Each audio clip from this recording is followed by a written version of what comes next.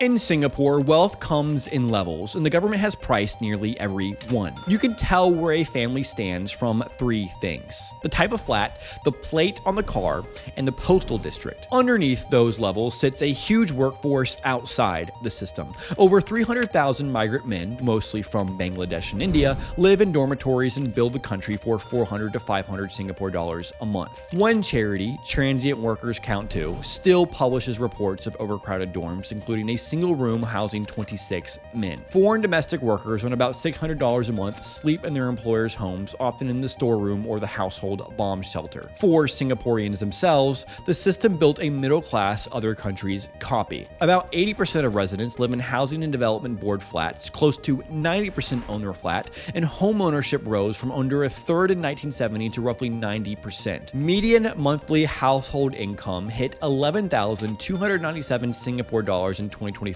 and most families pay the mortgage out of forced retirement savings, the Central Provident Fund. Then, the car. Since 1990, registering a vehicle means first winning a certificate of entitlement at auction, a permanent good for 10 years. In July 2026, that certificate hit a record 129,000 Singapore dollars, close to 100,000 US dollars before the car itself. All in all, a small car runs close to 180,000. At the top sit the good class bungalows, the country's most expensive houses. Only about 2,800 exist, each on at least 1,400 square meters, and since 2012, only citizens can buy one. By the official numbers, the system works. After taxes and transfers, the Gini coefficient, the standard measure of the gap between rich and poor, fell below the 0.371 of 2023, its lowest on record. But above the bungalows sit one more level. Family offices, private firms managing a single family's money,